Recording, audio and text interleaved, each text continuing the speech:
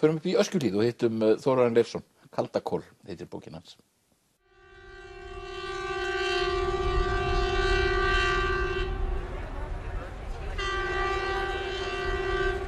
Kæru vinir, takk fyrir að koma hingað á fréttamannafund Almannavarna með svona skömmum fyrirvara. Ég veit að það brenna á okkur ýmsar spurningar og ég kem að þeim eftir augnablik. En fyrsta máli málanna. Almannavarnir og lögreglan í Reykjavík hafa 2 sólarhringa til þess að rýma landið. Áætlanir þetta hafa sem betur fyrr legið fyrir í lengri tíma. Við höfum æft þetta nokkuð oft, bæði á skipulögðum æfingum og í nýja tölvuherminum. Við erum tilbúin í slaginn. Þórarin, þetta var brot úr nýju bókinni Kaldakol. Hvað snýst þessi bók? Þetta er bók Ragnarök í Reykjavík. Það þarf að tæma landið á með tíma.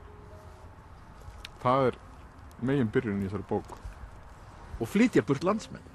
Já, ég fekk þessa hugmynd þegar ég bjó í Berlín. Það er flugvöllur þar sem var lagður af 2008 sem nasistar byggðu á sínum tíma. Og ég fekk einhvern daginn þá hugmynd að það væri fyndið að prófa að koma fyrir allir í íslensku þjóðinni á þessum flugvelli. Ég sem væri ekkert erfitt í raun og veru því þetta er stór flugvöllur. Ég er búinn að reikna það út í þessari bók og að koma öllum Íslendingum fyrir í Húsgámaþorpi á þessum flugvelli. Íslendingar verða flóttamenn í Þýskalandi sem er fullt af flóttamennum. Já, það er skemmtilega við það. Þegar ég var að skrifa þessa bók bjó ég akkúrat í Berlín. Og eins og gerist stundum þegar þú ert að skrifa bækur, þá vill raunveruleikinn þrengja sér inn þar sem þú ert að skrifa. Og það sem gerðist var akkúrat á þessum tíma að Berlínarborg ákvað að koma fyrir fullt af flóttamönnum í þessu sama flugskýli og ég var að fjalla um. Þannig að, já, raunveruleikinn gerði innrás í skriftirnar. Þannig að ég neyddist til þess að fara hana niður eftir að tekka á þeim og svo framvegis. Þannig að þú hefur farið og skoðað aðstæðurnar þarna á, Tempelhof. Ég var náttúrulega skítræddur að það myndi eyðileggja bókina mína. Slapp fyrir horn. En hvað vakir svona fyrir þér með þessari bók? Það var alltaf gamall draumur að skrifa tilvist eða tilvistarkrísu Íslendinga í útlöndum.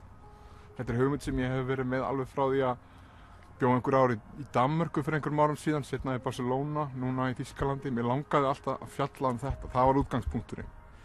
Íslendingar sem sitja í útlöndum og eru að horfa heim til Íslands. Það er einn meginþráðurinn í þessu.